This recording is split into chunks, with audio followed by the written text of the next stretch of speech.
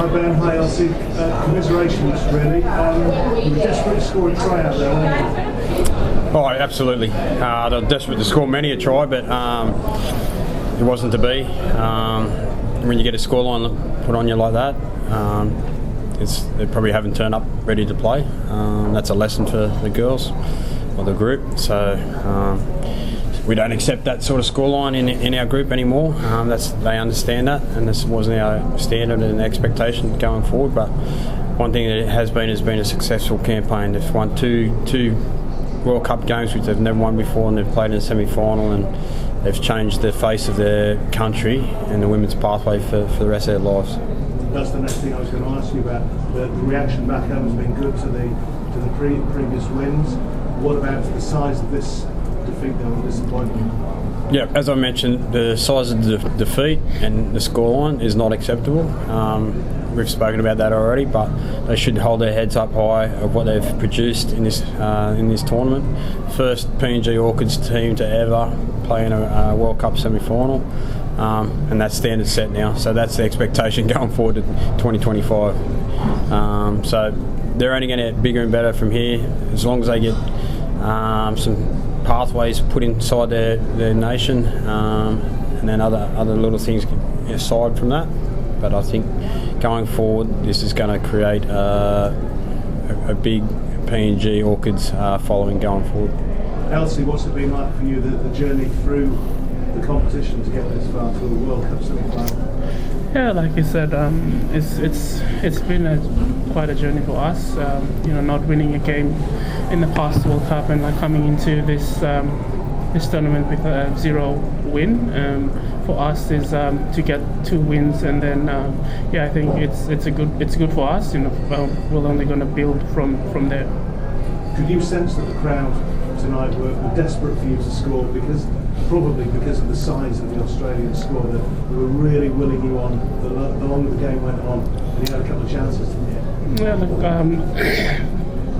from our squad, I think lots of the girls are learning to play in their position as well, and coming against a side like Australia, we knew that it's going to be a tough game for us. So coming in this game, we had to do a lot to prepare for this game, but unfortunately, the result doesn't speak for what the work we've put in for this game. So like I said, we will take this as a positive and then go back and work and then come back.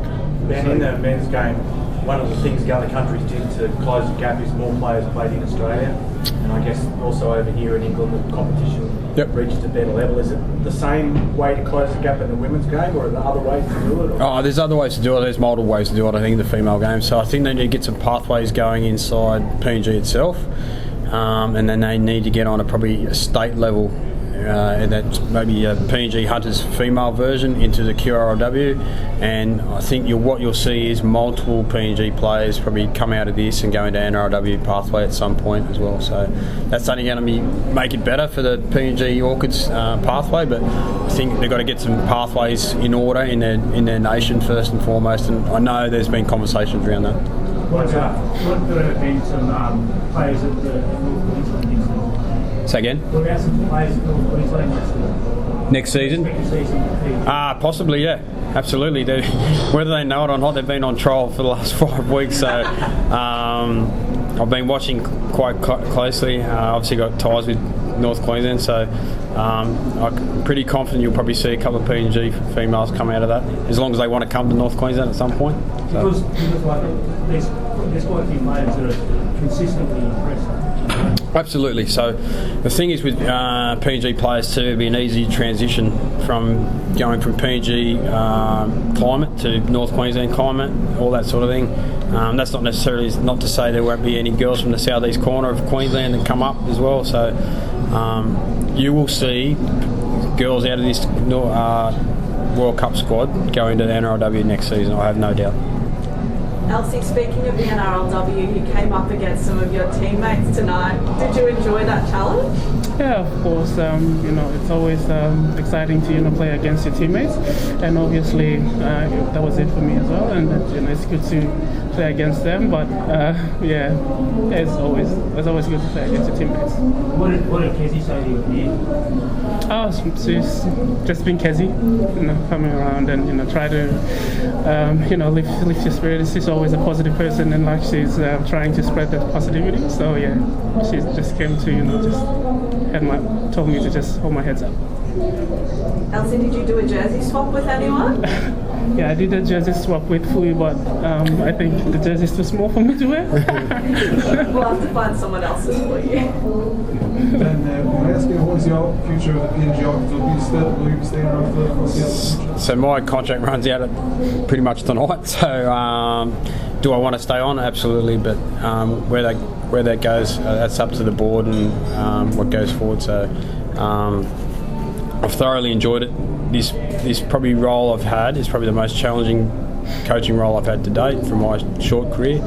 But with more challenges comes more rewards. So they've got 23 females down there that are proud as punch, even though the result didn't go our way. But they've created history, and I've been fortunate enough to coach them and be part of that as well. You enjoyed it back in Yorkshire? Loved it, absolutely loved it.